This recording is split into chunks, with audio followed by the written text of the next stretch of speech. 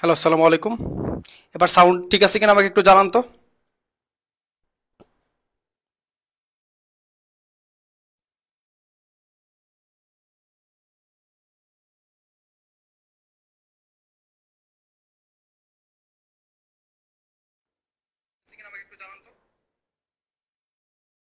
এবার সম্ভবত ঠিক আছে ইনশাল্লাহ।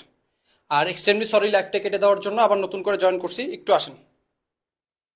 কারণ সাউন্ড ঠিক না থাকলে খুব প্রবলেম হয়ে যাবে, ক্লাসই বুঝতে পারবেন না। এবার সম্ভবত ঠিক আছে ইনশাল্লাহ। আর এক্সট্রিমলি সরি লাইভটা কেটে দেওয়ার জন্য আবার নতুন করে জয়েন করছি, একটু আসেন। সাউন্ড ঠিক না থাকলে খুব প্রবলেম হয়ে যাবে, ক্লাসই বুঝতে পারবেন না। ভয়েস ঠিক থাকলে তো হবে না বাবা, আক পিস হয়ে যাচ্ছিল।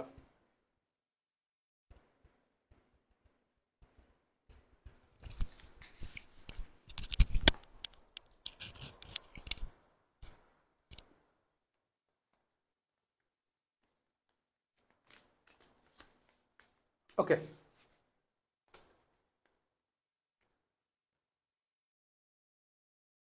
এবার ঠিক আছে কিনা একটু দেখো তো।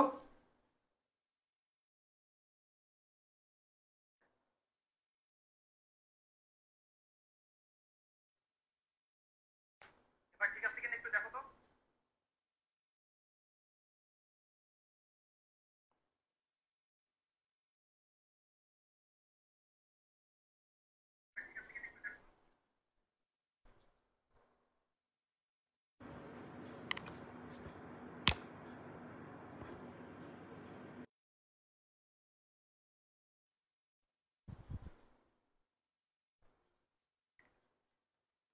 Hello,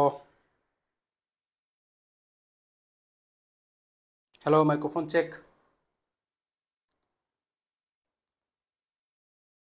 hello. ঠিক আছে।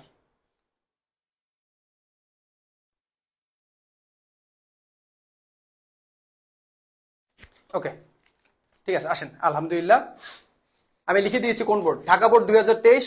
মোস্ট ইম্পর্ট্যান্ট কোশ্চেন, ঠিক আছে, মোস্ট ইম্পর্ট্যান্ট বোর্ড কোশ্চেন। এই যে একদম স্টার্ট দিয়ে দিলাম। আজকে রাতে কোনোটা কমপ্লিট না করতে পারলেও এই কোশ্চেনটা কমপ্লিট করবা, ঠিক আছে। Most important board question, Dhaka board 2023। একটা অঙ্কের ভিতরে সব নিয়ম ডান, একটা অঙ্কের ভিতরে সব নিয়ম ডান। খেয়াল করো, দেখো, আসো। আমার এখানে কথাকে বলছে ব্যাংক বিবরণীতে লেখা হয় না এইরূপ লেনদেনের মোট পরিমাণ নির্ণয় করো। ব্যাংক বিবরণীতে লেখা হয় নাই এইরূপ এইরূপ মোট লেনদেনের পরিমাণ নির্ণয় করো। ব্যাংক বিবরণী কারা প্রস্তুত করে বাবা? ব্যাংক প্রস্তুত করে। এটা মুখস্থ করে ফেলতে হবে, দুইটা শব্দ। ব্যাংক সমন্বয় বিবরণী করতে গেলে তোমাকে you have to memorize two words. Number one word is passbook অথবা ব্যাংক বিবরণী বা ব্যাংক স্টেটমেন্ট, যেটাই বলো না কেন। আর আরেকটা শব্দ মুখস্থ করতে হবে, সেটা হচ্ছে নগদান বই বা ক্যাশ বুক। এই দুইটা শব্দ মুখস্থ করলে ব্যাংক সমন্বয় কিন্তু তুমি জাহাজ হয়ে যাবা। জাস্ট কি বলছো বলো? ব্যাংক বিবরণী, আরেকটা হলো নগদান বই। ব্যাংক বিবরণী বা নগদান বই, ব্যাংক বিবরণী, নগদান বই। ব্যাংক বিবরণী প্রস্তুত করে ব্যাংক, নামি ব্যাংক বিবরণীতে কারা প্রস্তুত করে? ব্যাংক। আর নগদান বই প্রস্তুত করি আমরা বা আমাদের প্রতিষ্ঠান। তাহলে ব্যাংক হলো একটা প্রতিষ্ঠান, আমাদের ব্যবসা হলো একটা প্রতিষ্ঠান। আমাদের ব্যবসায় আমরা হিসাব রাখি নগদান বইতে, আর ব্যাংক আলারা হিসাব রাখে হচ্ছে ব্যাংক বিবরণীতে। এখন এখানে প্রশ্ন বলছে হচ্ছে ব্যাংক বিবরণীতে লেখা হয় না এরকম লেনদেনের পরিমাণ বাইর করতে বলছে। তো চলো আমরা ব্যাংক বিবরণীতে লেখা হয় না এটাকে একটু লিখে ফেলি। টাকার ঘর সিম্পল, ক দাগের জন্য তারিখ, তারপর হচ্ছে গেল এটা কি, কি বলে এটাতে, বিবরণ, টাকা। টাকা আমি একটু লিখে দিই, তারিখ, বিবরণ, টাকা, টাকা। আর আমি তোমার কদাগের জন্য আরেকটা গুরুত্বপূর্ণ টপিক তোমাকে আমি বলে দিচ্ছি। কদাগের জন্য এই দুইটা টপিক তুমি অবশ্যই অবশ্যই পড়বা, অবশ্যই মাস্ট। কদাগের জন্য এই যেটা পড়াচ্ছি এইটা, তা নইলে এখন যে দুইটা টপিকের কথা মানে কি?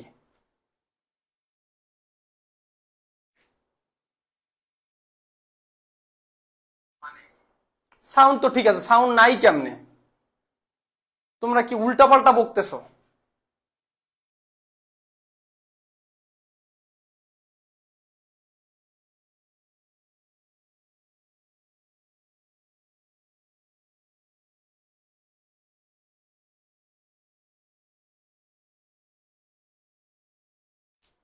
আচ্ছা, হ্যাঁ, সাউন্ড ঠিক আছে। আচ্ছা, তাহলে আমাদের প্রশ্ন যেগুলো বলছে আমরা সেটা জাস্ট লিখে ফেলো। প্রশ্ন বলছে ব্যাংক বিবরণীতে লেখা হয়নি, তাহলে লিখবো ব্যাংক বিবরণীতে লেখা হয়নি এরূপ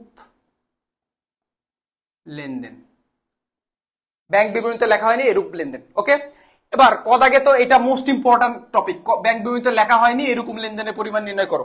কদাগের জন্য আর আমি দুইটা টপিকের কথা বলে দিচ্ছি, ঠিক আছে, আর দুইটা টপিকের কথা বলে দিচ্ছি। এক নাম্বার হচ্ছে হলো ডেবিট মেমোরেন্ডাম, এইটা পইরা যাবাই বাবা, আসবে আসবে কালকে পরীক্ষা, কালকে মানে পরশুদিন পরীক্ষা 11 তারিখে আসবেই আসবে। ডেবিট মেমোরান্ডাম, ঠিক আছে, আচ্ছা সংক্ষেপে ডিএম বলে ডেবিট মেমোরেন্ডাম, আরেকটাকে সংক্ষেপে সিএম বলে ক্রেডিট মেমো, আছে আবার বাংলিশ হয়ে যাচ্ছে, মেমোরান্ডাম, ঠিক আছে, এই যে ডেবিট মেমোরান্ডাম, আর এটা হলো ক্রেডিট মেমোরেন্ডাম।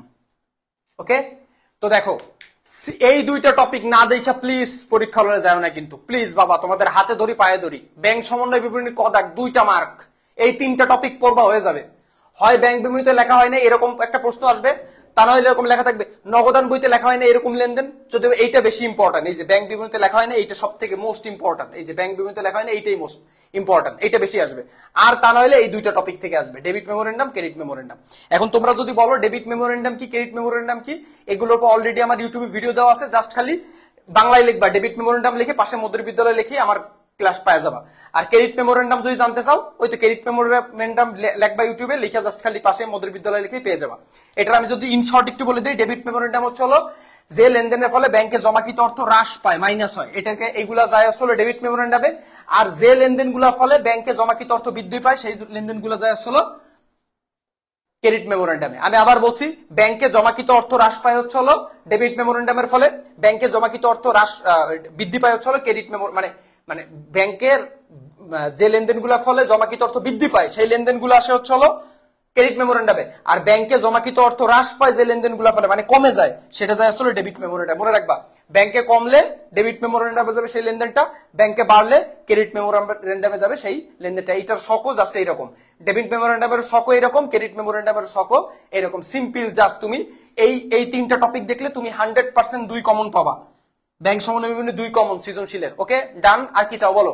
আর প্লিজ বাবারা সোনারা একটু ভিডিওটা শেয়ার করো প্লিজ, ক্লাস করাচ্ছি কষ্ট হচ্ছে, সেই সন্ধ্যার মাগরিবের নামাজের পর থেকে শুরু করছি, এখন 10টা বাজতে গেছে, 11টার সময় আর্থিক বিবরণী ক্লাস নিব নবম অধ্যায়, সকালবেলা 10টায় ক্লাস নিব, বিকালবেলা রাতে ক্লাস নিব। প্লিজ ভিডিওটা একটু শেয়ার করো প্লিজ, ঠিক আছে। তোমাদের আমি কিছু বলতেছি, জাস্ট ভিডিওটা একটু শেয়ার করতে বলছি, প্লিজ একটু শেয়ার করো বাবা, ঠিক আছে। আচ্ছা এবার হচ্ছে হলো ব্যাংক বিবরণীতে লেখা হয়নি এরকম লেনদেনের পরিমাণ, তাহলে এখন আমরা একটু দেখি, জাস্ট লেনদেন পড়লেই বুঝতে পারবা। দেখো, আর এই অঙ্কে তারিখ হয় না, এই অঙ্কে হয় হলো ক্রমিক নং, আমি ভুলে তারিখ দিছি, ক্রমিক নং দিবা, কেমন, ক্রমিক নং। এবার আসো দেখো এখানে যদি কি বলছে, 1 নাম্বার কি বলছে। আচ্ছা প্রথমে যদি বলি মিস্টার সুমন ব্যাংক বিবরণী মোতাবেক 2022 সালের 31 তারিখে ব্যাংক জমার পরিমাণ 42,000 টাকা ছিল। আচ্ছা এইটার মিনিং কি এটা আমি একটু পরেই তোমাদের বুঝাই দিচ্ছি, ঠিক আছে। এরপর দেখো উক্ত মাসে তার লেনদেন নিম্নরূপ। আচ্ছা লেনদেনগুলো নিম্নরূপ। 1 নাম্বার লেনদেন কি বলছে, 15,000 টাকা ইস্যুকৃত একটি চেক পরিশোধের জন্য এখনো ব্যাংকে উপস্থাপন করা হয় নাই। জিনিসটা বোঝার চেষ্টা করো। 15,000 টাকার একটা চেক ইস্যু করা হয়েছে কিন্তু যেটা এখনো ব্যাংকে উপস্থাপন করা হয় নাই, তাহলে চেক ইস্যু করা হয়েছে 15,000 টাকার একটা চেক। এখন চেক ইস্যু মানে হচ্ছে হলো তোমার প্রতিষ্ঠান থেকে একটা চেক প্রদান করা হয়েছে কাউকে। আমি আবার বলছি, চেক ইস্যু মানে হচ্ছে হলো তোমার প্রতিষ্ঠান থেকে একটা চেক কাউকে প্রদান করা হয়েছে। তাহলে তোমার প্রতিষ্ঠান থেকে একটা চেক যখন কাউকে প্রদান করা হয়, সেই লোক চেকটা নিয়ে যে কি করবে, তোমার ব্যাংক থেকে টাকা উঠাই নেবে, তোমার ব্যাংক অ্যাকাউন্ট থেকে টাকা কি করবে, উঠাই নেবে, কারণ যেহেতু তুমি চেকটা কাউকে প্রদান করছো, চেকটা কাউকে ইস্যু করছো। এখন এইখানে বলছে যে চেকটা ব্যাংকে উপস্থাপন করা হয় নাই, ভালো মতন লেনদেনটা পড়ো, চেকটা ব্যাংকে উপস্থাপন করা হয় নাই। তাহলে চেক যদি তুমি যারা চেক ইস্যু করছো, যারা চেক প্রদান করছো, সে যদি চেকটা নিয়ে যে ব্যাংকে উপস্থাপনই না করে, তাহলে কি ব্যাংকের থেকে টাকা কমছে? চেকটা তো ব্যাংকে উপস্থাপনই করে নাই, তার মানে চেকের ফলে ব্যাংকে টাকা কমে নাই। তাহলে ব্যাংকে টাকা যদি না কমে তাহলে ব্যাংক তো সেটা লিপিবদ্ধও করবে না, ব্যাংক সেটা লিখবেও না। আর আমাদের সেইগুলো এখানে লিখতে হবে যেগুলো ব্যাংক বিবরণীতে লেখা হয় না, মানে ব্যাংক কর্তৃপক্ষ বা ব্যাংকার বা ব্যাংকালারা যেটা লেখে নাই। তাহলে আসো আমরা এটা নিব। তাহলে এটা হলো ক্রমিক নং 1 নাম্বার দিয়ে আমরা লিখবো ইস্যুকৃত চেক ব্যাংকে উপস্থাপিত হয়নি। জাস্ট ওইটা যেটা লেখা আছে ওইটাই লিখবো, একটু ঘুরাই লিখবো, ইস্যুকৃত চেক, ইস্যুকৃত চেক মানে আমি আবার বলতেছি যে চেকটা আমরা কাউরে প্রদান করছি, যে চেকটা আমরা কাউরে প্রদান করছি। ইস্যুকৃত চেক ব্যাংকে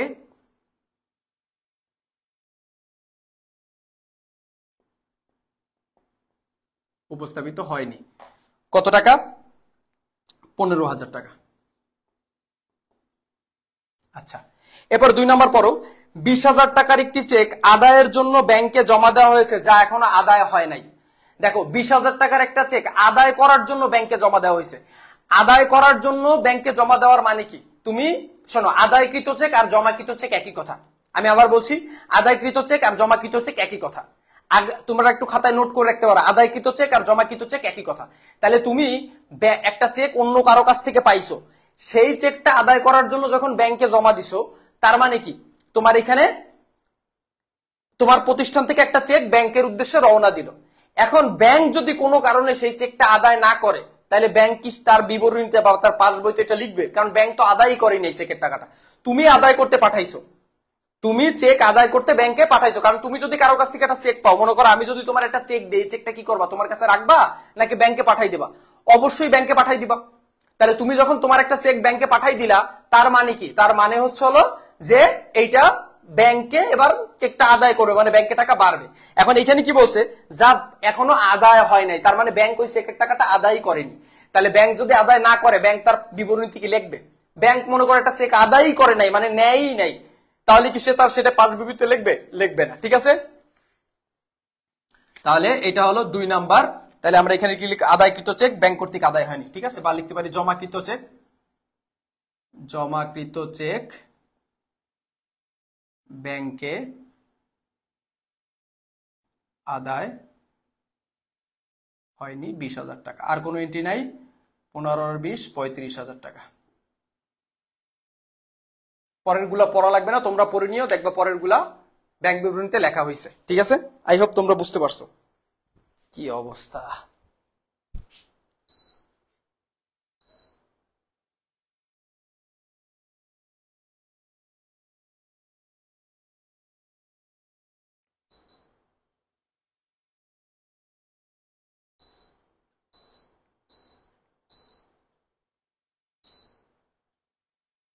বুঝতে পারছো কিনা আমাকে একটু জানাও ঝটপট।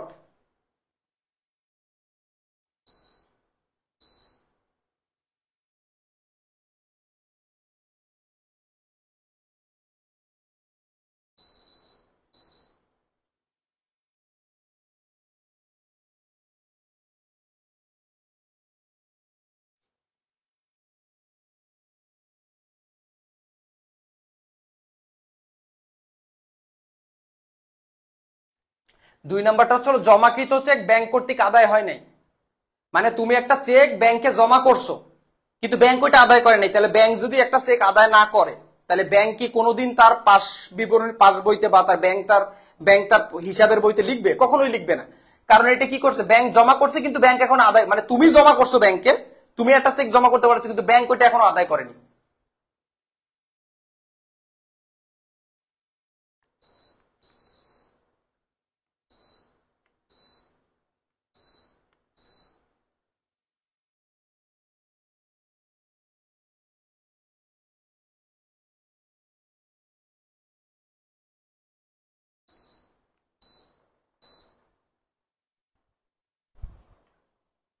আই হোপ তোমরা বুঝতে পারছো ইনশাল্লাহ। ঠিক আছে স্যার, 1 নাম্বারটা প্লিজ। 1 নাম্বারটা হচ্ছে ইস্যুকৃত চেক। তুমি একটা চেক ইস্যু করছো, ইস্যু মানে তুমি একটা চেক কাউরে প্রদান করছো। দেখো এই জিনিসটা দুইটার ভিতরে পার্থক্য ভালো মতন বুঝো। একটা হলো জমাকৃত চেক বা আদায়কৃত চেক একই কথা, আর একটা হলো ইস্যুকৃত চেক। ইস্যুকৃত চেক মানে তুমি একটা লোকের চেক প্রদান করছো, তোমার কাছে মনে করো আমি টাকা পাই, তুমি আমার একটা চেক প্রদান করছো, এটা হলো ইস্যুকৃত চেক।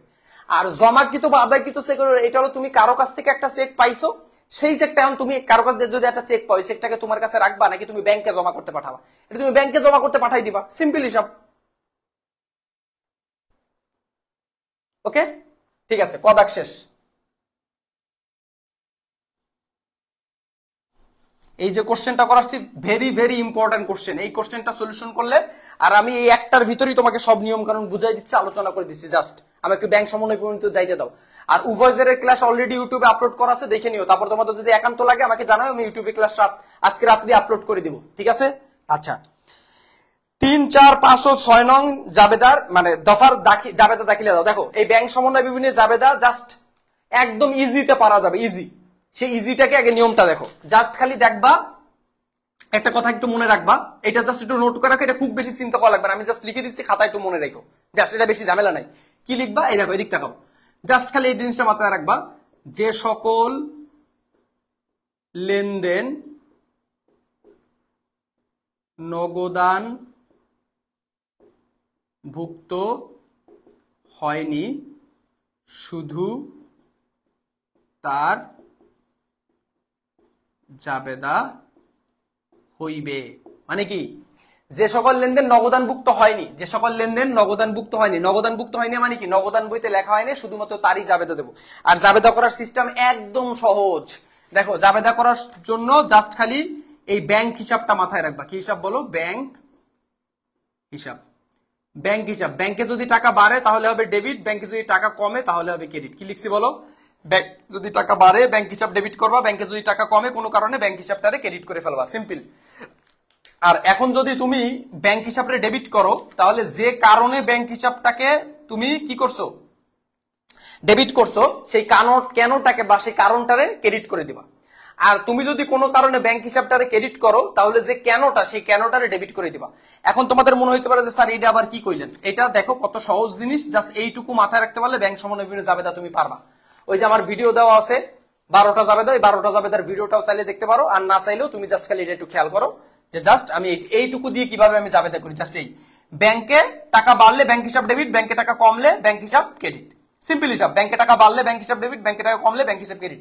আর কেনটা অল্টারনেটিভ ভাইস ভার্সায় চলে যাবে। তো চলো আমরা জাবেদার আগে ছক টেনে ফেলি।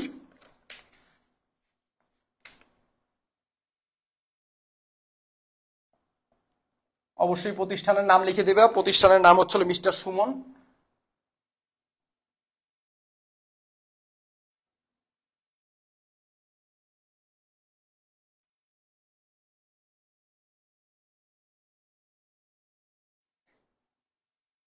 আর জাবেদা আসবে ইনশাল্লাহ, জাবেদা পরীক্ষায় আসবে, জাবেদা ছাড়া ব্যাংক সমন্বয় বিবরণী হয় না। জাবেদা একটা থাকবে, এইচএসসি 24 ব্যাচ জাবেদা থাকবে, পাবাই, একটু খেয়াল করো।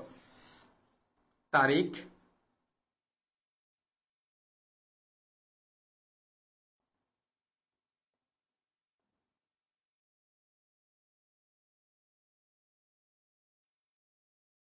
জাবেদার হিসাবে শিরোনাম ও ব্যাখ্যা, খতিয়ান পৃষ্ঠা, ডেবিট টাকা,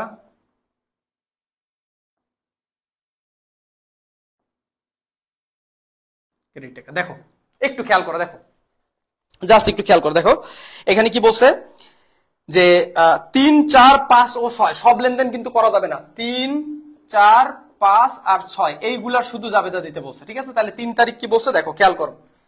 3 নাম্বার কি বলছে, 3 তারিখ তো না, 3 নাম্বার বলছে ব্যাংক কর্তৃক লভ্যাংশ আদায় 5,000 টাকা যা নগদান বইতে লেখা হয়নি। আমি আগেই বলছি যেগুলো নগদান বইতে লেখা হয়নি, যেগুলো নগদান বইতে লেখা হয় নাই, শুধুমাত্র তার জাবেদা হবে। দেখো পাশে লেখা আছে নগদানভুক্ত হয় নাই। 3 নাম্বার কি বলছে, যা নগদানভুক্ত হয় নাই, ঠিক আছে। আচ্ছা দেখো এখানে কি বলছে যে ব্যাংক কর্তৃক লভ্যাংশ আদায় 5,000 টাকা। তাহলে তোমার একটা ব্যাংক অ্যাকাউন্ট আছে, এখন ওই ব্যাংক অ্যাকাউন্টে যদি লাভের টাকা আদায় হয়, মনে করো তুমি কোথাও বিনিয়োগ করছিল, এখান থেকে লভ্যাংশ পাবা বা লাভ পাবা। এখন ওই লাভের টাকাটা তোমার ব্যাংক অ্যাকাউন্টে যদি জমা হয়, তোমার ব্যাংকে টাকা বাড়ছে না কমছে, খালি সিম্পলি বলো। তোমার অ্যাকাউন্টে তোমার লাভের টাকা জমা হয়েছে, তাহলে তোমার ব্যাংকে টাকা বাড়ছে না কমছে, তোমার ব্যাংকে টাকা বাড়ছে। আর ব্যাংকে টাকা যদি বৃদ্ধি পায়, তাহলে আমরা ব্যাংক হিসাবে কি করি বলো, ডেবিট করি। তাহলে এখানে আমরা ব্যাংক হিসাবে ডেবিট করব, ঠিক আছে। এখন ব্যাংক হিসাব তো ডেবিট হয়েছে, তাহলে এখন আরেকটা কি করতে হবে, ক্রেডিট করতে হবে। তাহলে এই কেনটারে ক্রেডিট করব, এই কেনটারে কি করবো বলো, ক্রেডিট করব। কারণ ডেবিট তো আমি করেই ফেলছি যে ব্যাংক হিসাব, তাহলে আবার কি ডেবিট করবো নাকি, একটা ডেবিট হলে আরেকটা কি হয়ে যাবে, ক্রেডিট হয়ে যাবে। তাহলে এবার এই কেনটারে ক্রেডিট করব। সেই কেনটা কি, ব্যাংকে কেন টাকা বাড়ছে, এখানে তো ব্যাংকে টাকা বাড়ছে, কেন টাকা বাড়ছে জিজ্ঞাসা করি তোমার কাছে, বলো ব্যাংকে টাকা কেন বাড়ছে, লভ্যাংশ আদায়ের জন্য ব্যাংকে টাকা বাড়ছে। তাহলে আমরা লিখবো প্রাপ্ত লভ্যাংশ হিসাব ক্রেডিট।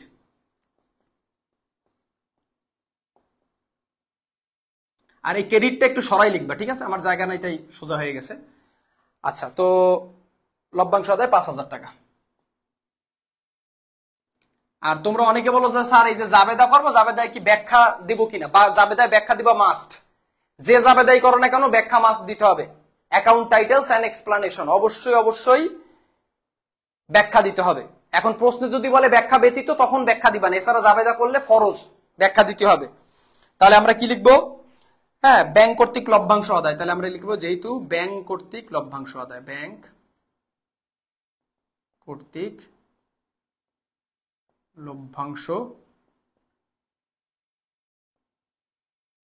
আদায়। ওকে, ডান। আচ্ছা, এখানে তোমরা সাল লিখে দেবা 2022 সাল। আচ্ছা, এটা হচ্ছে ডিসেম্বর 31, কারণ এই অঙ্কগুলো বছরের শেষে করা হয়, এজন্য তারিখ সবসময় ডিসেম্বর 31 দেবা, প্রত্যেকটাই ডিসেম্বর 31 দেবা। ওকে, আচ্ছা, এরপরে 3-এর পরে 3 হয়ে গেল। ওকে, আলহামদুলিল্লাহ। 3-এর পরে 4 নাম্বার বলছে হচ্ছে ব্যাংক কর্তৃক 10,000 টাকা প্রদেয় বিলের অর্থ পরিশোধ যা নগদানভুক্ত হয় নাই। এই যে দেখো, যা নগদানভুক্ত হয় নাই, তাহলে এটারই তো জাবেদা দিতে হবে, এটাই তো খুঁজ দিছি। ব্যাংক কর্তৃক 10,000 টাকার প্রদেয় বিলের অর্থ পরিশোধ। দেখো, প্রদেয় বিল কি বাবা? প্রদেয় বিল হচ্ছে যে বিলের অর্থ আমাদের দিতে হয়। প্রদেয় বিল কি? যে বিলের অর্থ আমাদের দিতে হয়। প্রদেয় বিল হচ্ছে যে বিলের অর্থ আমাদের দিতে হয়, ঠিক আছে? আচ্ছা, যে বিলের অর্থ আমাদের দিতে হয় সেটাই হচ্ছে কি বিল? প্রদেয় বিল। এখন এই প্রদেয় বিলের অর্থ যদি তোমার ব্যাংক অ্যাকাউন্ট থেকে পরিশোধ করে ব্যাংক, তাহলে তোমার ব্যাংকে টাকা বাড়ছে না কমছে? ভালো মতন বুঝো কিন্তু, প্রদেয় বিলের অর্থ দিতে হয়, সেই প্রদেয় বিলের অর্থ ব্যাংক তোমার অ্যাকাউন্ট থেকে পরিশোধ করছে, কারণ ব্যাংক তো আর নিজের পকেট দিয়ে টাকা দেবে না, তোমার অ্যাকাউন্ট দিয়ে টাকা পরিশোধ করবে।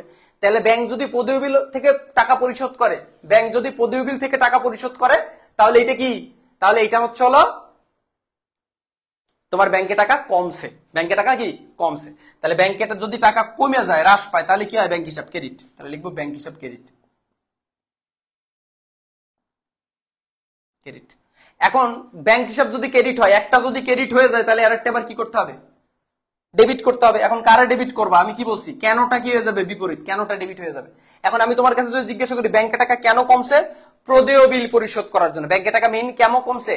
প্রদেয় বিল পরিশোধ করার জন্য। তাহলে আমরা প্রদেয় বিল হিসাবটাকে ডেবিট করব। কেনটারে ডেবিট করব? প্রদেয় বিল হিসাব ডিসেম্বর 31, এটা বছরের শেষে করি, এজন্য ডিসেম্বর 31। ওকে, যে টাকা দেওয়া থাকবে সেই টাকা। কত টাকা? 10,000 টাকা। এত সহজে জাবেদা করছো কখনো? জাস্ট খালি এইটুকু দিয়ে তুমি জাবেদা করতে পারবে। এই যে ব্যাংক কেন, শেষ। কারণ কি লিখবা? যেহেতু ব্যাংক কর্তৃক প্রদেয় বিল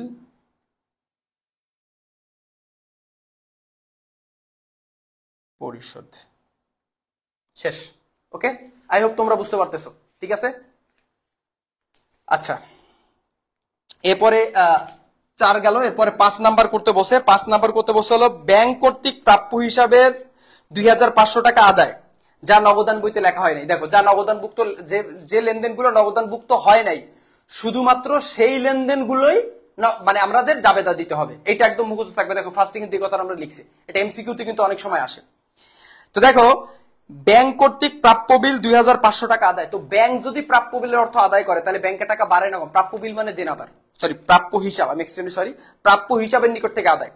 তাহলে ব্যাংক যদি প্রাপ্য হিসাবের নিকট থেকে আদায় করে, প্রাপ্য হিসাব মানে কি? দেনাদারের নিকট থেকে আদায় করে। মনে করো তুমি এক লোকের কাছে টাকা পাবা, সে যদি তোমার ব্যাংক অ্যাকাউন্টে টাকা দিয়ে দেয়, বা ব্যাংক যদি সেই লোকের কাছ দিয়ে টাকা আদায় করে, তাহলে তোমার কি ব্যাংকে টাকা বাড়ছে না?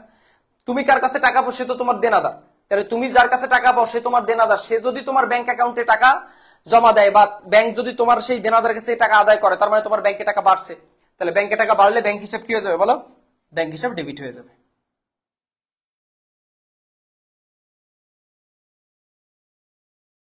ব্যাংক হিসাব ডেবিট। এখন ব্যাংক হিসাব যদি ডেবিট হয়, তাহলে কেনটারে ক্রেডিট করবা?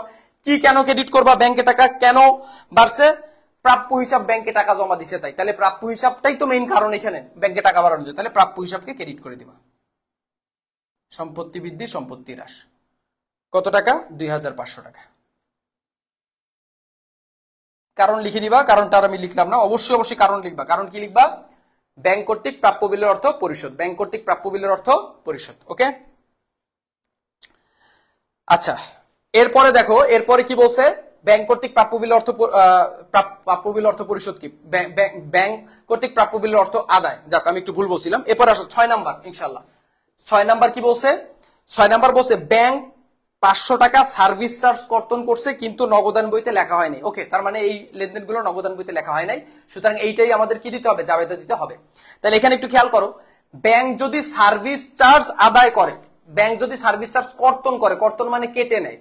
সার্ভিস চার্জ কিভাবে ব্যাংক কর্তন করে জিনিসটা একটু বোঝার চেষ্টা করো, ঠিক আছে? ব্যাংক সার্ভিস চার্জ কিভাবে কর্তন করে একটু বোঝার চেষ্টা করো। আমি এখানে প্রাপ্য হিসাবে তো লিখছি, দেনাদারি তো লিখছি।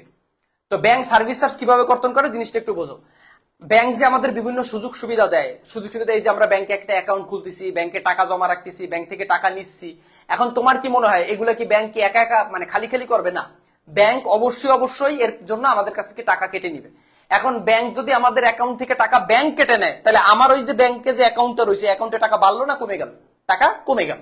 তাহলে এর ফলে ব্যাংক চার্জের ফলে ব্যাংকে টাকা কমে যায়। এবং মনে রাখবা, ব্যাংক যদি আমাদের জমা টাকার উপর সুদ দেয় তখন আবার ব্যাংকে টাকা কিন্তু বাইরে যায়। তার মানে এখানে ব্যাংকের টাকা কমতেছে। তাহলে ব্যাংকের টাকা কমলে ব্যাংক হিসাব কি হবে? ক্রেডিট হবে। তাহলে ক্রেডিট যদি হয় তাহলে ডেবিট হবে কে? কেনটা ডেবিট হয়ে যাবে, কারণ ব্যাংক হিসাবটা তো ক্রেডিট করছি। তাহলে এবার ডেবিট হবে কে? এখানে মূলত ব্যাংক থেকে টাকা কমার মূল কারণ কি? ব্যাংক চার্জ করছে তাই। মূল কারণটা কি? মূল কেন কমছে? ব্যাংক চার্জ করছে তাই। তাহলে ব্যাংক চার্জ হিসাব ডেবিট।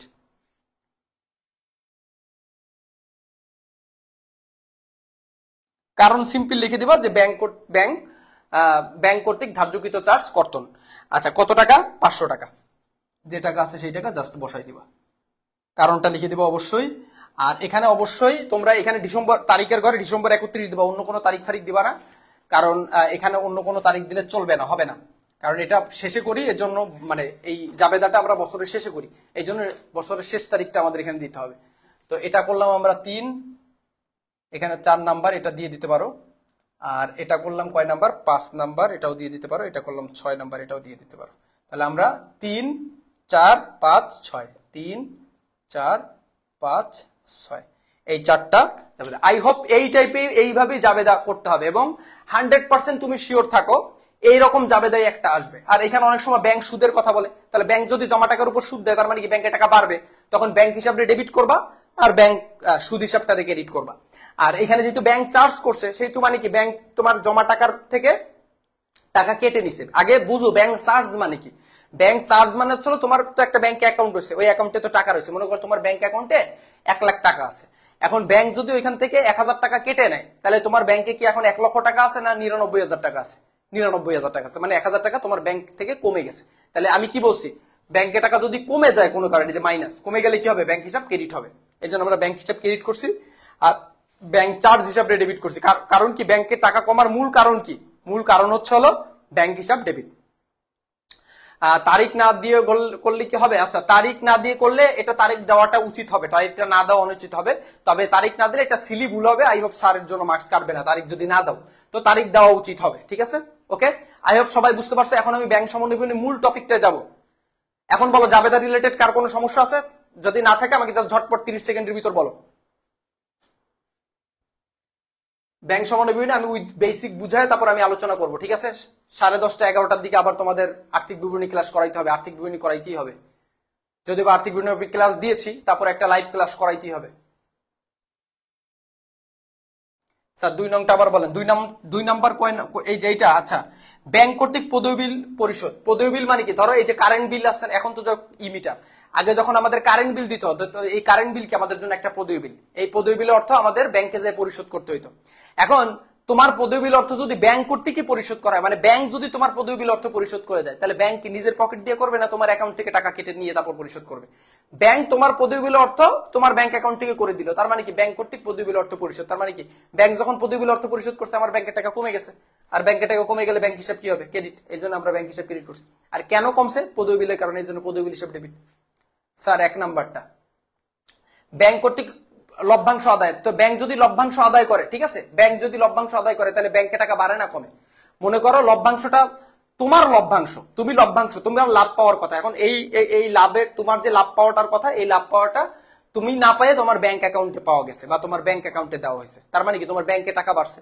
তাহলে যেহেতু তোমার ব্যাংকে টাকা বাড়ছে সেহেতু তুমি ব্যাংক হিসাব ডেবিট করো। যেহেতু তুমি লভ্যাংশ পাইছো, ধরো তুমি শেয়ার বাজারে টাকা ইনভেস্ট করছিলা, এখন শেয়ার বাজারে টাকা ইনভেস্ট করলে তুমি ওইখান দিয়ে কি লাভ পাবা না? এখন এই লাভের টাকার শেয়ার বাজার কি, যে কোম্পানি তুমি লাভ পাবা সে কোম্পানি কি তোমার বাসায় এসে দেবে না তোমার ব্যাংক অ্যাকাউন্টের মাধ্যমে পাঠাবে? তো ওই যে সেই লাভের টাকাটা তোমার যে ব্যাংক অ্যাকাউন্টে পাঠাই দিল, এইটাই কি? এইটাই হচ্ছে তোমার ব্যাংক কর্তৃক লভ্যাংশ আদায়। তাহলে ব্যাংকে টাকা বাড়ছে, ব্যাংক হিসাব ডেবিট। আর কেন ব্যাংকে টাকা বাড়ছে? সে কেনটারে ক্রেডিট করবে। সে কেনটা কি? ব্যাংক লভ্যাংশ আদায় করছে, এই জন্য প্রাপ্ত লভ্যাংশ হিসাব ক্রেডিট। আই হোপ তোমরা বুঝতে পারছো। আচ্ছা, এবার আসো গদাগে আমাদের মূল যে টপিকটা, উপযুক্ত তথ্যের ভিত্তিতে একটি ব্যাংক সমন্বয় বিবরণী প্রস্তুত করে। এখন তোমাদের কোশ্চেন হচ্ছে হলো, এটা কি স্যার একক জের নাকি দ্বৈত জের? এই জিনিসটাকে একটু বুঝতে হবে। মনে রাখবা ব্যাংক সমন্বয় বিবরণী দুই ভাবে প্রস্তুত করা যায়, ব্যাংক সমন্বয় বিবরণী দুই ভাবে প্রস্তুত করা যায়, ঠিক আছে? সেই দুই ভাবেটা কি কি, এটা এমসিকিউতে আসে, এটা সম্পর্কে আমি একটু বলে দিতে চাই তোমাদের, ঠিক আছে? ব্যাংক সমন্বয় বিবরণীটাতে দুই ভাবে প্রস্তুত করা যায়, ঠিক আছে?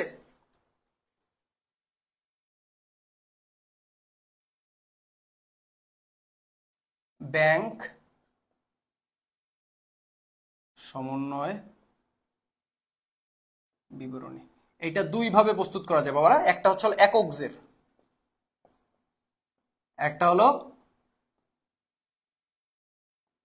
দ্বৈত জের বা উভয় জের সংশোধনী, ঠিক আছে? একক জের, একটা হলো একক জের আর একটা হলো দ্বৈত জের বা উভয় জের সংশোধনী। এই একক জেরটা হচ্ছিল তোমার সনাতন পদ্ধতি, ঠিক আছে? সনাতন পদ্ধতি।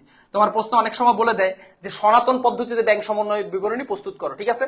তো তখন তুমি অবশ্যই একক জের করবে। এখন একক জের কি দ্বৈত জের কি আমি তোমার সহজে বুঝাই দিচ্ছি। আর যদি আধুনিক পদ্ধতিতে করতে বলে, ঠিক আছে, আধুনিক বা মডার্ন মেথডে করতে পারে, আধুনিক পদ্ধতিতে করতে বলে, তখন তুমি দ্বৈত জের বা উভয় জের করবা। মনে রাখবা এই সনাতন পদ্ধতি এটা ছিল ব্রিটিশদের তৈরি, ঠিক আছে, ব্রিটিশদের, ঠিক আছে, ইউকে। আর এটা হচ্ছে আমেরিকানদের তৈরি, আমেরিকা বা ইউএসএ মেথড আর কি, ঠিক আছে? এটা আবিষ্কার করছে আমেরিকারা, এটা ব্রিটিশরা। তো দেখো একক জের আর দ্বৈত জের, এখন তুমি এটা কেমনে চিনবা যে কোনটা একক জের কোনটা দ্বৈত জের, এইটা তুমি কেমনে বুঝবা, ঠিক আছে? আচ্ছা, উত্তর মিলে গেলেই আমি একটু স্টাইল টেস্টাইল করবো, এটা আই হোপ, ঠিক আছে? আগে উত্তরটা একটু মিলাই। তো এখন দেখো একক জের আর দ্বৈত জের কখন করবা, তুমি দেখবা অঙ্কের ভিতরে তোমার জের দেওয়া আছে কয়টা। তো এই জন্য তোমার 4টা জের মাথায় রাখতে হবে। কয়টা জের? 4টা জের একটু মাথায় রাখতে হবে। একটু খেয়াল করো, আমি এখানে লিখে দিচ্ছি। 1 নাম্বার মনে রাখতে হবে নগদান বই অনুযায়ী ব্যাংক জমা, বেশি থাকলে প্লাস, কম থাকলে মাইনাস। আমি একটু সূত্র দিয়ে করাই, তোমরা আই হোপ সূত্র দিয়ে করলে বেশি ভালো ধরতে পারবা, ঠিক আছে? আমি তোমাদের প্রমাণ দিয়ে করাই দিচ্ছি।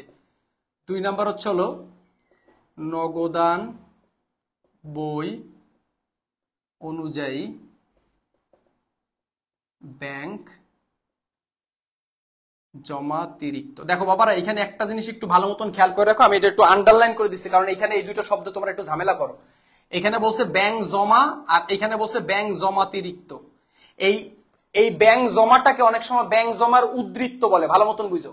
এই ব্যাংক জমাটাকে অনেক সময় ব্যাংক জমার উদ্ধৃত্ত বলে, আর ব্যাংক জমাতিরিক্তটাকে অলওয়েজ ব্যাংক জমাতিরিক্তই বলে। তো এইটাও সেম সিমিলার ওয়েতে, ঠিক আছে? একটু কালো কালি দিয়ে লিখি। বেশি থাকলে মাইনাস হবে আর কম থাকলে প্লাস হবে, ঠিক আছে?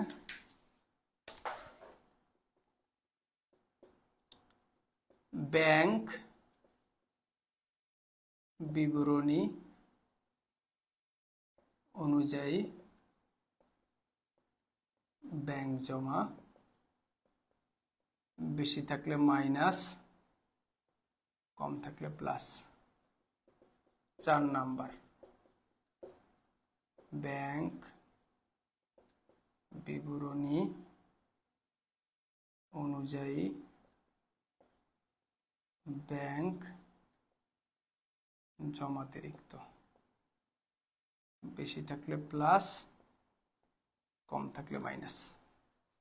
এই যে ছোট্ট আমি 4টা সূত্র লেখাই দিলাম, ঠিক আছে? একটু খেয়াল করো, আমি যদি এটা একটু কালো কালি দিয়ে দিই, ব্যাংক জমা, ব্যাংক জমাতিরিক্ত, ঠিক আছে? একটা হচ্ছে হলো এদের খেয়াল করো, নগদান বই অনুযায়ী ব্যাংক জমা, বেশি থাকলে প্লাস, কম থাকলে মাইনাস। নগদান বই অনুযায়ী ব্যাংক জমাতিরিক্ত, বেশি থাকলে মাইনাস, কম থাকলে প্লাস। ব্যাংক বিবরণ অনুযায়ী ব্যাংক জমা, বেশি থাকলে মাইনাস, কম থাকলে প্লাস। ব্যাংক বিবরণ অনুযায়ী ব্যাংক জমাতিরিক্ত 4 নাম্বার ফর্মুলা, বেশি থাকলে প্লাস, কম থাকলে মাইনাস, ঠিক আছে? এই প্রথমটা আর শেষেরটা বেশি থাকলে প্লাস, কম থাকলে মাইনাস, আর মাঝখানের দুইটা হচ্ছে হলো বেশি থাকলে মাইনাস, কম থাকলে প্লাস। জাস্ট আই হোপ এই সূত্রটা একটু মাথায় রাখবা।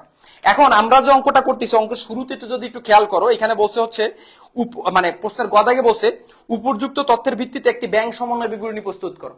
এখন ব্যাংক সমন্বয় বিবরণী প্রস্তুত করছে, এখানে কিন্তু একটা বারও বলে নাই যে একক জের বা দ্বৈত জের করো।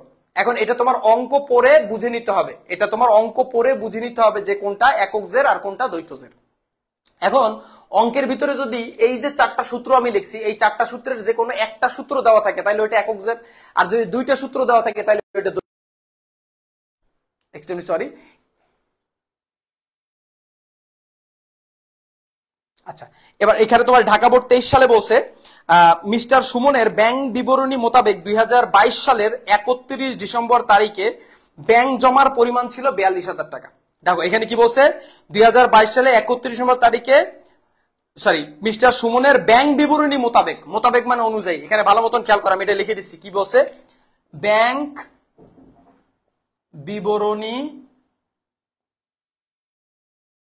মোতাবেক, কি বলছে, মোতাবেক ব্যাংক জমা, ব্যাংক জমার পরিমাণ কত টাকা, 42,000 টাকা। এখন বলো এই যে লাইনটা ব্যাংক বিবরণী মোতাবেক ব্যাংক জমা, এটা আমাদের সূত্রের কয় নাম্বার সূত্রের ভিতর পড়ে দেখে বলো সবাই, এটা ঝটপট একটু লেখো, এটা কয় নাম্বার সূত্রের ভিতর পড়ে? আমাদের এই যে অঙ্কের শুরুতে যে ফর্মুলাটা, এটা এবং অঙ্কের শুরুতে ফর্মুলা দেওয়া থাকবে, এটা আমাদের 4টা সূত্রের কয় নাম্বার ফর্মুলার ভিতর পড়ে?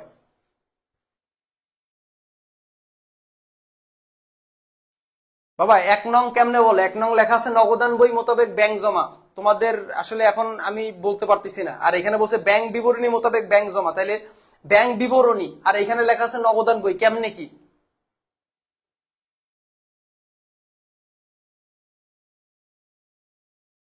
তিন নাম্বার, জি 100% সবাই 3 নাম্বার বলতেছো যে এটা 3 নাম্বার। ব্যাংক বিবরণী মোতাবেক ব্যাংক জমা, বেশি থাকলে মাইনাস, কম থাকলে প্লাস। তাহলে এখানে সূত্রে কি হবে, বেশি থাকলে মাইনাস, কম থাকলে প্লাস। তোমরা চাইলে এটা একটু স্ক্রিনশট করে রাখতে পারো, এইটুকুই বেসিক। এবার আমরা সরাসরি অঙ্কে চলে যাব, ঠিক আছে, অঙ্কে চলে যাব।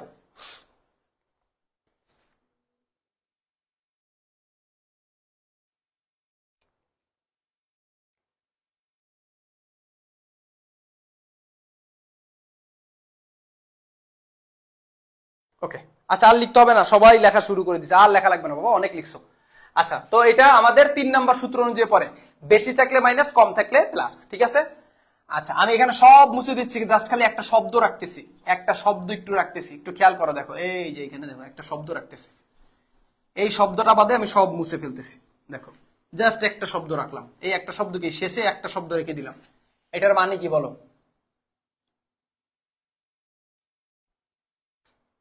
এই শব্দটার মানে কি?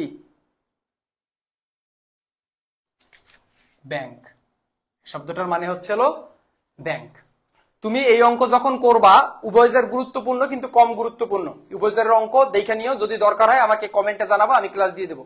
এই একটা শব্দ রাখছি বিকজ এই শব্দটা রাখার মূল কারণ হচ্ছে তুমি অলওয়েজ ব্যাংকের কথা চিন্তা করবা, এটা একদম মুখস্থ রাখবা, ব্যাংকের কথা চিন্তা করবে। যে ব্যাংকে যদি মানে ব্যাংকের কথা চিন্তা করা, তুমি দেখবা যে ব্যাংকে কি আছে, ব্যাংকের ব্যালেন্সটা কি আছে। হ্যাঁ, দ্বৈত জোরও করবা, একক জোরও করবা, দ্বৈত জোর করবা, তবে একক জের 100% থাকবেই, একক জের ছাড়া কোনোদিন প্রশ্ন করা সম্ভব না, একক জের ছাড়া কোনোদিন প্রশ্ন করা সম্ভব না। এই যে এখন আমি যে প্রশ্নটা করাচ্ছি এটা আসবেই পরীক্ষায়।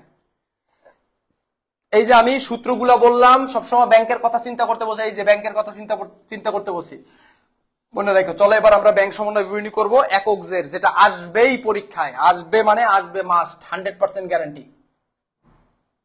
যে বোর্ডের স্টুডেন্ট হও না কেন, আসবেই আসবে।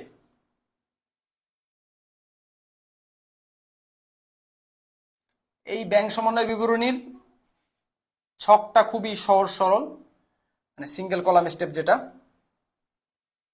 গদাক,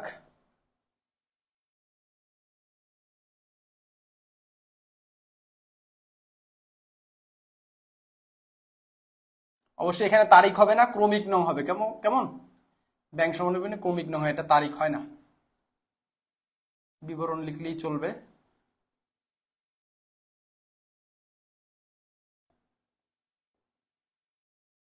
আচ্ছা, অবশ্যই একটু প্রতিষ্ঠানের নাম লিখে নেবা শুরুতে। প্রতিষ্ঠানের নাম কি লিখবা?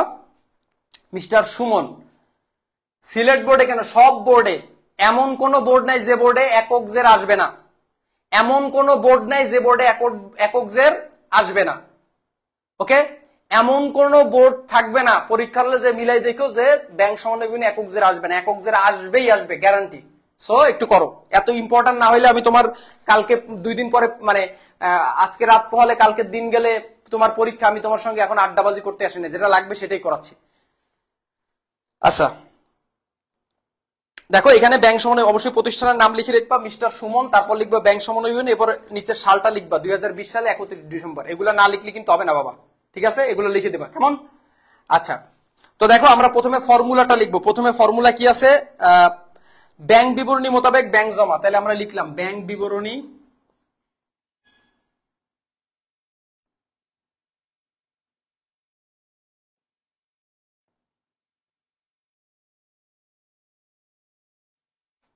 ব্যাংক বিবরণী মোতাবেক ব্যাংক জমা কত টাকা, 42,000 টাকা। সবসময় জেরের যে টাকাটা এটা সেকেন্ড কলামে লিখবা।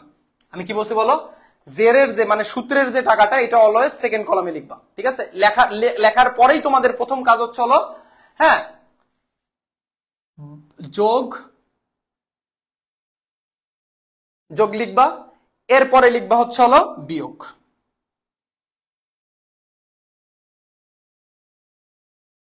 একটু লিখলা যোগ, এরপর লিখলা কি বিয়োগ। ওকে, আচ্ছা, মানে প্রথমে সূত্র লিখবা, এরপর যোগ বিয়োগ লিখবা। ঠিক আছে, এবার হচ্ছে তোমার কাজ হচ্ছে হলো মানে এবার হচ্ছে তোমাদের কাজ হচ্ছে একদম সিম্পল একটা বিষয়, তোমাদের একদম সিম্পল একটা বিষয়। সেই জিনিসটা কি, তুমি এক একটা এন্ট্রি পড়বা, পইরা দেখবা যে এটা যোগে যাবে না বিয়োগে যাবে। তুমি খালি যোগে বিয়োগে বসাই দিলে উত্তর বের হয়ে যাবে।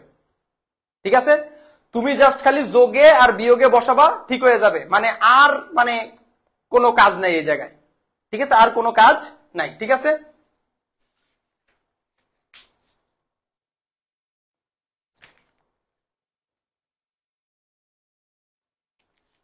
আচ্ছা ওকে, আসো একটু খেয়াল করো। দেখো আমরা প্রথম এন্ট্রিটা পড়ছি 1 নাম্বার 15,000 টাকা ইস্যুকৃত একটি চেক পরিশোধের জন্য এখনো ব্যাংকে উপস্থাপন করা হয় নাই। ঠিক আছে, তাহলে তুমি একটা চেক কাউরে পরিশোধ করছো। এখন তুমি যখনই একটা চেক কাউরে পরিশোধ করছো, তুমি সাথে সাথে কিন্তু তোমার নগদান বইতে এটা লিখছো, যেহেতু চেকটা তুমি পরিশোধ করছো। তুমি চেকটা যেহেতু তুমি ইস্যু করছো, সেহেতু তোমার ব্যাংকে কিন্তু টাকা সাথে সাথে কমে গেল। আচ্ছা, অনেকে জিজ্ঞাসা করছো ব্যাংক ড্রাফট কি। ব্যাংক ড্রাফট মানে ব্যাংক জমা। সক কি পেন্সিল দিয়ে আঁকতে হবে? জি, সক পেন্সিল দিয়ে আঁকতে হবে। দেখো তুমি একটা চেক কাউরে প্রদান করছো, এখন প্রদান করে সাথে সাথে কিন্তু তুমি তোমার নগদান বইতে লিখবে, কারণ চেকটা তুমি দিছো। মনে করো এটা যদি একটা চেক হয়, এই চেকটা যদি আমি তোমার দেই, প্রদান করি, তাই এটা তোমার প্রদান করে আমি সাথে সাথে কি করবো, আমার নগদান বইতে আমি লিখে ফেলবো না? সাথে তোমার দিয়ে কিন্তু আমি সাথে সাথে লিখে ফেলবো আমার নগদান বইতে, কারণ চেকটা আমার হাত দিয়ে দিছি। এবার তুমি চেকটা নিয়ে কি করছো, তুমি আমার এখনো ব্যাংকেই যাও নাই, তার মানে আমার নগদান বইতে কিন্তু আমি চেকের টাকাটা মাইনাস করছি। কেন মাইনাস করছি? কারণ আমি যেহেতু চেকটা ইস্যু করছি, আমি যেহেতু চেকটা প্রদান করছি। এই তোমরা একটু পড়াশোনার দিকে মনোযোগ দাও বাবারা, প্লিজ। তোমাদের আজ বাদে কাল পরীক্ষা, একটু পড়াশোনার দিকে মনোযোগ দাও। ঠিক আছে, দেখো আমি কি বলছি, তুমি একটা চেক কাউরে ইস্যু করলা, একটা চেক কাউরে প্রদান করলা। আমি বোঝানোর চেষ্টা করতেছি, বুঝো। তুমি একটা চেক কাউরে প্রদান করলা, তাহলে তুমি যখন একটা চেক কাউরে প্রদান করছো, তুমি ধরে নিছো কি যে সেই লোক তোমার ব্যাংক থেকে টাকাটা উঠাই নিবে। তাহলে এই মনে করে তুমি যখনই চেক প্রদান করছো, তুমি তোমার নগদান বইতে টাকা কিন্তু মাইনাস করে ফেলছো। কিন্তু ওই লোক কি করছে, এখনো ব্যাংকে চেকটা উপস্থাপনই করে নাই। ওই চেকটা ব্যাংকে এখনো কি করে নাই, উপস্থাপনই করলো না। তাহলে কি ব্যাংক থেকে টাকা কমছে? তুমি তো তোমার নগদান বইতে টাকা মাইনাস করে দিছো, কিন্তু ব্যাংক কিন্তু টাকা এখনো মাইনাস করে নাই। তাহলে আমার মতে কিন্তু নগদান বইয়ের মতে কিন্তু ব্যাংকে টাকা কমে গেছে, কিন্তু ব্যাংকে কিন্তু টাকা মাইনাস করে নাই। কেন মাইনাস করে নাই? কারণ চেকটা তো ব্যাংকে উপস্থাপনই করা হয়নি। তাহলে চেক যদি ব্যাংকে উপস্থাপন না করে, ব্যাংক কি টাকা দেবে? ওইটা ওই টাকা দিছে ব্যাংকে, কিন্তু সে আগের টাকাই রয়েছে, কিন্তু তুমি তোমার নগদান বইতে কিন্তু ব্যালেন্স মাইনাস করে ফেলছো। তাহলে আমাদের নগদান বইয়ের মতে কিন্তু টাকা কমে গেছে ব্যাংকে, কিন্তু ব্যাংকের মতে টাকা কিন্তু কমে নাই। কারণ কি? কারণ ব্যাংকে চেকটা এখন উপস্থাপন করা হয় নাই। তাইলে আমার মতে নগদান বইয়ের মতো কম, ব্যাংকের মতে কি আছে, বেশি আছে। কিন্তু যেহেতু ব্যাংক মাইনাস করে, তার মানে ব্যাংকে টাকা বেশি আছে। তাহলে ব্যাংকে যদি বেশি থাকে, আমরা কি জানি, আমরা সবসময় ব্যাংকের কথা দেখবো। নগদান বইয়ে তুমি প্লাস করছো না মাইনাস করছো, ডাজন্ট ম্যাটার। ব্যাংকে টাকা কি আছে, বেশি আছে। বেশি থাকলে কি হবে, আমাদের সূত্র অনুযায়ী বিয়োগ হবে, তার মানে এটা বিয়োগ হবে। জাস্ট খালি যোগ আর বিয়োগ করে দিলে হয়ে যাচ্ছে। এন্ট্রি পড়বা, যোগে যাবে না বিয়োগে যাবে, কাজ শেষ। ঠিক আছে, আচ্ছা তাহলে এখানে 1 নাম্বার দিবা। ওই অনেকে আছে 1 2 3 লিখে লাস্টে আবার রোমান সংখ্যা 1 2 দেয়। কোনো রোমান সংখ্যা ফোমান সংখ্যা কিছু লাগবে না, ডাইরেক্ট যা আছে তাই লিখবা। এখানে বলছে ইস্যুকৃত চেক ব্যাংকে উপস্থাপন হয় নাই, লেখো ইস্যুকৃত চেক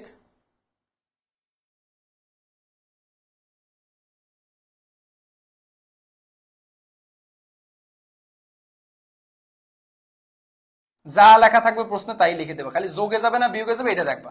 এন্ড এটা তুমি যোগে নিলে ভুলে যাবে, ফর্মুলা অনুযায়ী দেখতে হবে।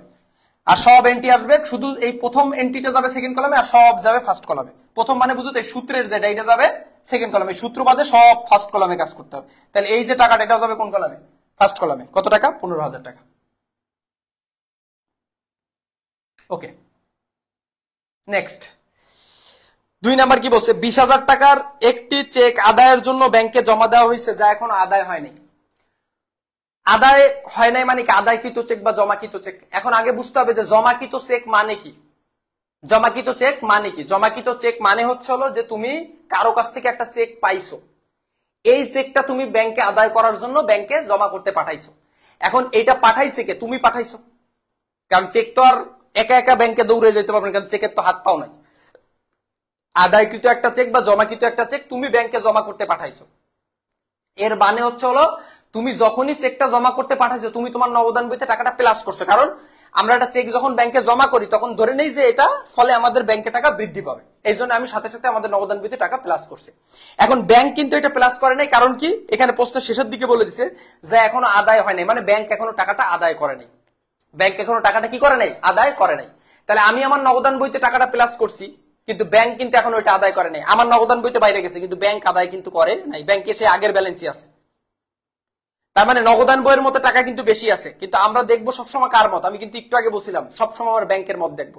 তাহলে ব্যাংকের মত যদি দেখি তাহলে ব্যাংকের মতে কিন্তু যেহেতু নগদান বই বাইরে গেছে তাহলে ব্যাংকে কিন্তু কমেই গেছে একরকমের। এখন তুমি বলছো স্যার ব্যাংকে তো কমে নাই, কারণ ব্যাংকে তো টাকা বাড়েও নাই কমেও নাই। বাবা নগদান বইতে টাকা বেড়ে গেছে তার মানে কি ব্যাংক অটোমেটিক্যালি কমে গেল, এই জন্য ব্যাংকে টাকা কমে গেছে। ব্যাংকে টাকা কমে গেলে যোগে আসবে, তার মানে এটা যোগে আসবে। 2 নাম্বার এখানে যে ক্রমিক নং সেই ক্রমিক নংই দেবা। এখানে লিখবা আদায়কৃত চেক ব্যাংক কর্তৃক আদায় হয়নি।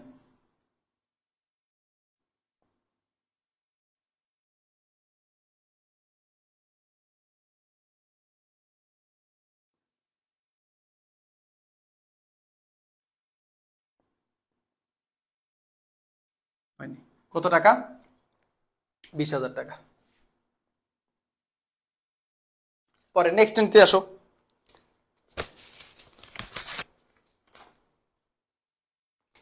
ব্যাংক কর্তৃক লভ্যাংশ আদায় 5,000 টাকা যা নগদান বইতে লেখা হয় নাই। বইলেই দেশে নগদান বইতে লেখা হয় নাই, তার মানে কি ব্যাংক কর্তৃক লভ্যাংশ দেয় মানে ব্যাংক লভ্যাংশ আদায় করছে। তার মানে বোঝো লেনদেনটা ঘটছে কোথায়? ব্যাংকে ঘটছে। ব্যাংক যদি লভ্যাংশ আদায় করে তাহলে লাভের টাকাটা তো ব্যাংকে জমা হয়েছে বাবা। ব্যাংক কর্তৃক মানে কি ব্যাংকের মাধ্যমে লভ্যাংশ আদায় হয়েছে, তার মানে ব্যাংকে টাকা বাড়ছে। তাহলে ব্যাংকে টাকা বাড়লে ব্যাংক সাথে সাথে টাকাটা কি করে ফেলাইছে? প্লাস করে ফেলছে। এখন ব্যাংক যেহেতু টাকা প্লাস করছে, ব্যাংক তো আর আমার ফোন করে জানায় নাই বা ব্যাংক আমারে তো বলে নাই বা আমার সিটি পাঠায় নাই যে আমার ব্যাংকে টাকা বাড়ছে। তাহলে ব্যাংকের মতো টাকা বেড়ে গেছে, কিন্তু নগদান বইতে টাকা কিন্তু আমরা বাড়াই নাই। কারণ এখানে প্রশ্নে বলেই দিছে যে নগদান ভুক্ত হয় নাই, কারণ আমরা তো জানি না যে ব্যাংকের লভ্যাংশ আদায় করলো না কি করলো। এখন আমি আমার নগদান বইতে টাকাটা কি, আমি আমার নগদান বইতে টাকাটা, ঠিক আছে, তার মানে আমার নগদান বই ব্যাংক, আচ্ছা আমি আমার নগদান বইতে টাকাটা বাড়াই নাই, কিন্তু ব্যাংক কিন্তু তার পাস বইতে টাকাটা বাড়াইছে, ঠিক আছে। এর মানে কি? এর মানে হচ্ছে হলো ব্যাংক টাকাটা বাড়াইছে মানে ব্যাংকে টাকা প্লাস হয়েছে, আমি আমার নগদান বইতে প্লাস করতে পারিনি। এবার আমাদের খেয়াল রাখতে হবে যে আমরা সবসময় কার কথা চিন্তা করবো, আমরা নগদান বইয়ের কথা চিন্তা করবো নাকি আমরা ব্যাংকের কথা চিন্তা করবো? আমরা সবসময় ব্যাংকের কথা চিন্তা করবো। এখানে যেহেতু নগদান বইতে লেখা হয় না তার মানে নগদান বই বাড়ায় না, তার মানে নগদান বইতে কম আছে কিন্তু ব্যাংক বাড়াইছে, তার মানে ব্যাংকের মতে বেশি আছে। তার মানে ব্যাংক যদি বেশি থাকে তাহলে আমরা বেশি থাকলে কি করি? বিয়োগ করি, তার মানে এটা আমাদের বিয়োগে আসতে হবে, ঠিক আছে।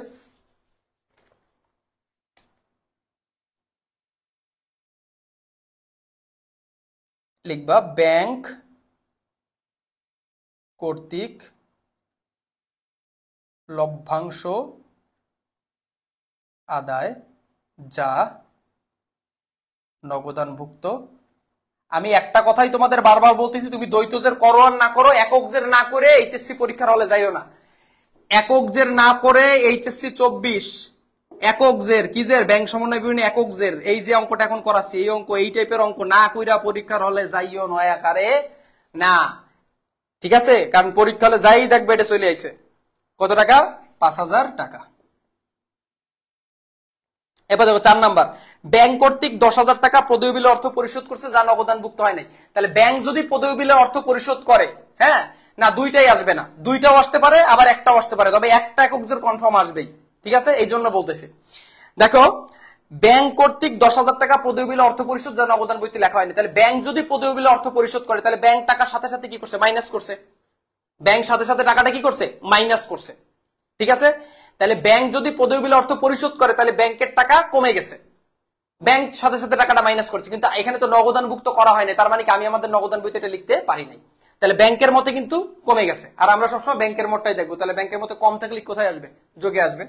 তাহলে 4 নাম্বার, যে সিরিয়াল নাম্বার থাকবে সেই সিরিয়াল নাম্বারই লিখে দিবা জাস্ট। তাহলে আমরা কি লিখবো? ব্যাংক কর্তৃক পদবী বিল অর্থ পরিশোধ।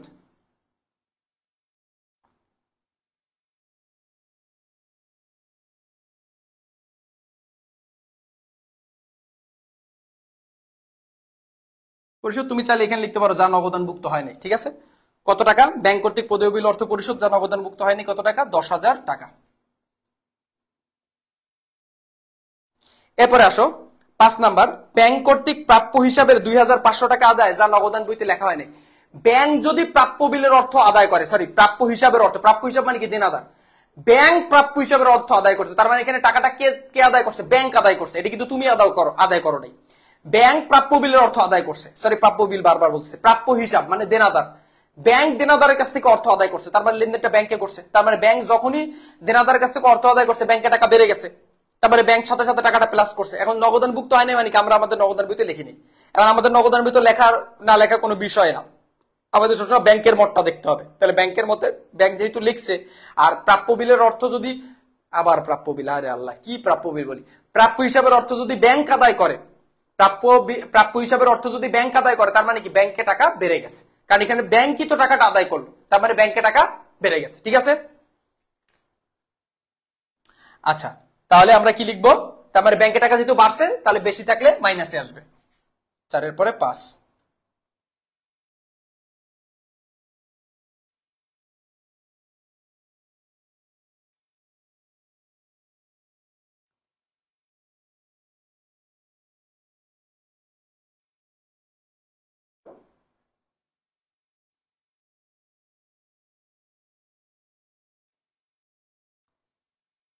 $2,500। আই হোপ তোমরা বুঝতে পারতেছো, ঠিক আছে? ব্যাংক 500 টাকা সার্ভিস চার্জ কর্তন করেছে, কিন্তু নগদান বইতে লেখা হয় নাই। ব্যাংক সার্ভিস চার্জ কর্তন করছে, তাহলে ব্যাংক সার্ভিস চার্জ কর্তন করছে মানে কি? ব্যাংক টাকা কেটে নিছে। তাহলে ব্যাংক যদি টাকা কেটে নেয়, তার মানে কি? ব্যাংকে টাকা, ব্যাংক সাথে সাথে টাকাটা মাইনাস করে ফেলছে। এখন পাশেই বলছে যা নগদান বইতে লেখা হয়, তার মানে আমি আমার নগদান বইতে লিখিনি, কারণ ব্যাংক যখন টাকা চার্জ করে, ব্যাংক যখন টাকা কেটে নেয়, ব্যাংকে আমার ফোন দিয়ে বলে যে ভাই আপনার অ্যাকাউন্ট দিয়ে কিন্তু আমি টাকা কাটলাম, তা আমি তো জানি না, সুতরাং আমি আমার নগদান বইতে টাকাটা মাইনাস করতেও পারি নাই। তাহলে ব্যাংকের মতে টাকা কমে গেছে, মানে ব্যাংক টাকার সাথে সাথে মাইনাস করছে, কিন্তু আমি নগদান বইতে এখনো মাইনাস করি নাই। তাহলে ব্যাংকের মতে কম, নগদান বইয়ের মতে কি আছে? বেশি আছে। আমরা নগদান বইয়ের মত দেখবো না, আমরা সবসময় ব্যাংকের মত দেখবো। তাহলে ব্যাংকের মতে যদি কম থাকে, তাহলে সেটা অবশ্যই কোথায় আসবে? যোগে আসবে।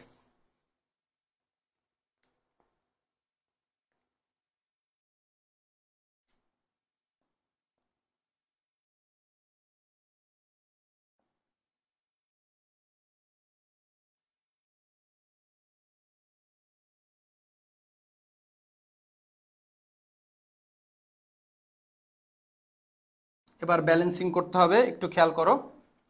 30,500। এবার এটা যেহেতু যোগ, সেই তো এটা আমরা যোগ করবো। 42 আর 30 কত? 70, 70, 72,500। আর এখানে যোগ করলে হচ্ছে হলো 15 আর 5 20, 20, 22,500। অবশ্যই অবশ্যই আমরা বিয়োগ করবো, এবার দেখি, তাহলে হয় 50,000। যে আমাদের শীটেও উত্তর মিলে গেছে, এই যে আমাদের শীটে উত্তর দেওয়া আছে 50,000। 72,500 থেকে 22,500 বিয়োগ করলে 50,000, এইটাই উত্তর। এখন এই উত্তর লেখার ক্ষেত্রে জাস্ট ছোট্ট একটা নিয়ম তোমরা মনে রাখবা, সেটা হচ্ছে জাস্ট এই যে প্রথমে যে তুমি সূত্রটা লিখছিলা, ভালো মতন খেয়াল করো, প্রথমে যে সূত্রটা লিখছিলা, সেই সূত্রটার জাস্ট খালি, ঠিক আছে, এই সূত্রটার জাস্ট খালি প্রথম শব্দটা চেঞ্জ হবে। ব্যাংক বিবরণী থাকলে এখানে হবে নগদান বই, আর এখানে যদি নগদান বই হয় তাহলে এখানে হবে চলো ব্যাংক বিবরণী, ঠিক আছে? মানে উল্টা, এখানে জাস্ট ব্যাংক বিবরণী আমরা এখানে লিখব।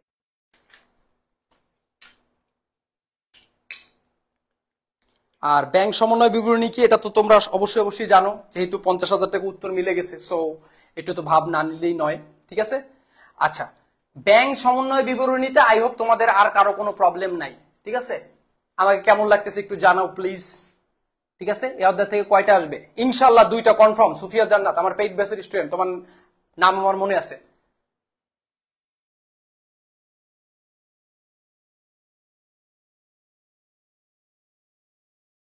ওকে ওকে, ঠিক আছে।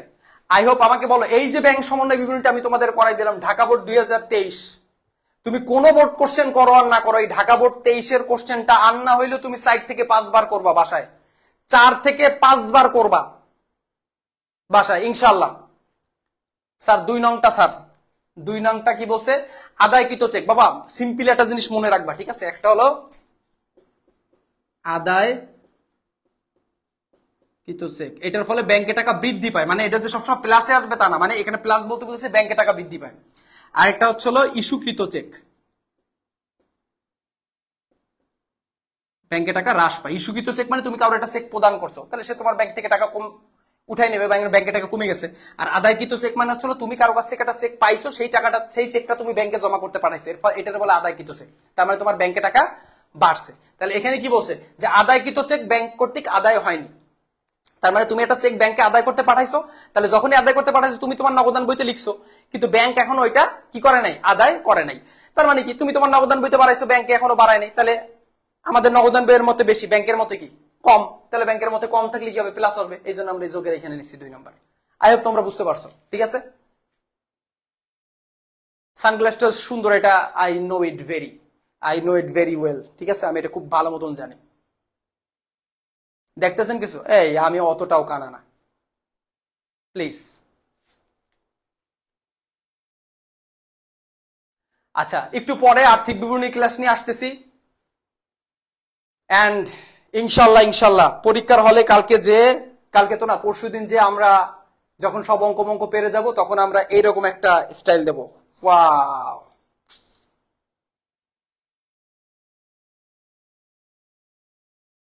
কেমন হলো? সুন্দর? ওয়াও ওয়াও, ওকে।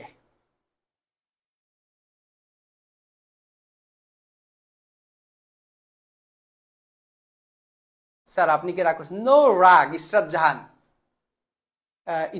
এটা মনে হয় আমার পেইড বেসের স্টুডেন্ট মনে হয়। এই সব কমেন্টে আমি পড়ি।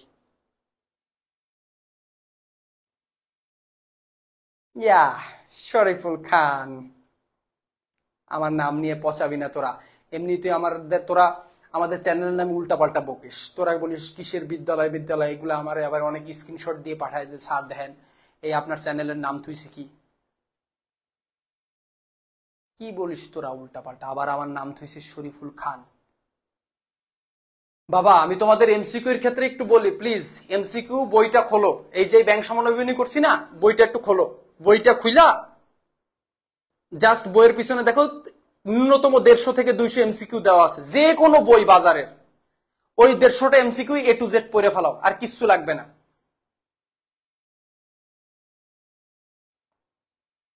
ওকে,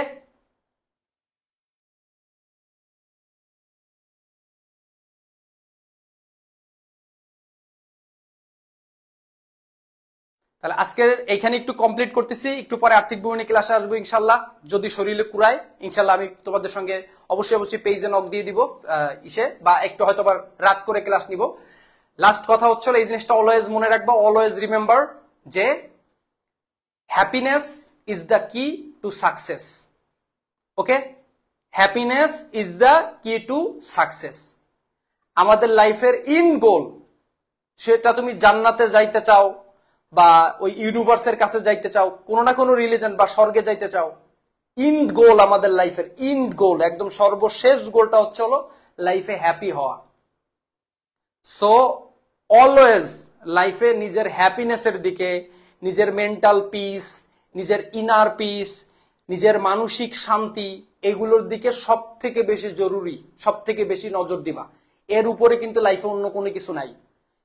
টেনশন, স্ট্রেস, পড়াশোনা, কষ্ট, আল্লাহ তাআলা নিজে বলছেন যে নিশ্চয়ই কষ্টের সাথে আছে স্বস্তি, একটু কষ্ট করো স্বস্তি পাওয়া। আসলে সুখ জিনিসটা আপেক্ষিক, ওই বিষয় নিয়ে কোনো কথা নাই, জাস্ট একটু চেষ্টা করো। আমরা অত উদার হইতে পারবো না, আমরা মানুষ, আমরা নবী রাসূল না, সাধারণ মানুষ, একদম ম্যাঙ্গো জনতা, আম জনতা। ওকে, আর আমাদের ক্ষমা করার দায়িত্ব কাউকে আমাদের উপর দেওয়া হয় নাই। হযরত ইউসুফ আলাইহিস সালামের সৎ ভাইয়েরা বাকি যে 9 জন ভাই ছিল তারা যখন ইয়াকুব আলাইহিসসালামের কাছে যে ক্ষমা চাইছে, যে বলছে যে আল্লাহর কাছে আপনি আমাদের মানে পাপ কর্মের জন্য আমাদের জন্য একটু দোয়া করেন, ইসু আলাইহিসসালাম সাথে সাথে কিন্তু দোয়া করেননি, বলছে হ্যাঁ আমি পরে করব। বিকজ একজন নবী সেও কিন্তু সাথে সাথে তার সন্তানদের, কারণ তার সন্তানরা যা করছে ইসুফ আলাইহিসসালাম তার ভাইয়ের সঙ্গে যা করছে, এটা তো আসলে একদম, তো নিজের মেন্টাল পিসের দিকে সবার আগে নজর দিতে হবে। যত বড় ইম্পর্টেন্ট জিনিস হোক না কেন, জাস্ট কাট আপ। নবী রাসূলুল্লাহ পর্যন্ত কিন্তু কাট আপ করছেন। সো নিজের মেন্টাল পিসের দিকে সব থেকে বেশি খেয়াল রাখতে হবে। Wish you all the very best. আসসালামু আলাইকুম। স্যার আমার নামটা বলেন। কই কই কই স্যার আমার আবির খান। ওকে আবির খান, নাহিয়ান, রহিম। ওকে আচ্ছা, আর কোনো কথা নাই। আসসালামু আলাইকুম।